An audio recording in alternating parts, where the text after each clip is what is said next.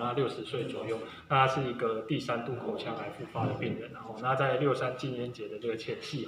那告诉民众说吸烟的危害那因为过去许先生的话有长期使用烟酒槟榔的习惯，那导致说呢，这次第3次的口腔癌复发，那前2次当然虽然都有经过治疗，那后续追踪的时候呢，在这次发现有问题，那许先生因为很害怕之前有治疗过造成的一些副作用，所以这次的话就稍微有延误到他的病情，然后来到我们医院的时候，那已经比较严重，进展到一个肿瘤无法开刀的情况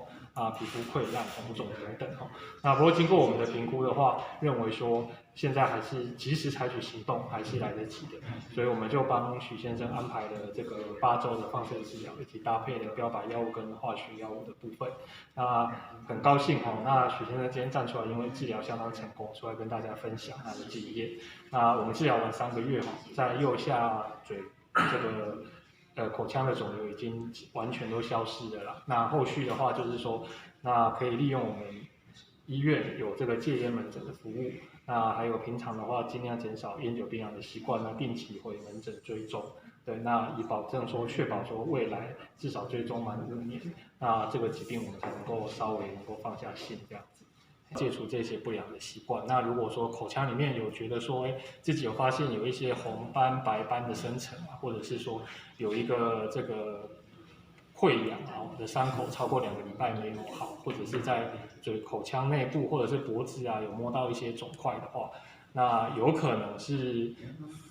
会有担心有不好的情况，那可以来到医院，不论肿瘤科或是耳鼻喉科的门诊，请医师协助评估一下。提到这个中西合疗部分因为很多患者他在经过西医的一些治疗后，可能会有一些副作用的并发。那中医呢，就是可以透过氧气或者是补阴虚的这个部分，来减缓患者很多生活上的副作用，那让患者能更愿意来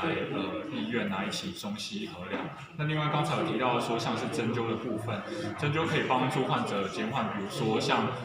放化疗或标靶后的一些像是失眠或者是恶心呕吐，或者是不明原因的四肢麻木，这些都可以大大降低说他们在经过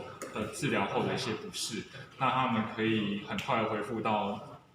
正常的日常生活当中。那刚才有提到，另外可以像是患者容易有口干或者是眼睛干，或者是便秘的状况，可以多使用一些富含胶质或胶原蛋白的东西，比如说像木耳猪脚筋或者是鱼皮等等。那另外也可以多吃一些富含维他命 C 的食物，比如像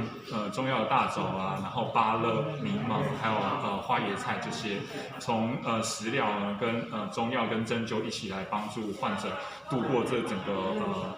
肿瘤的治疗期，然后让他们很快恢复到正常的生活的正轨。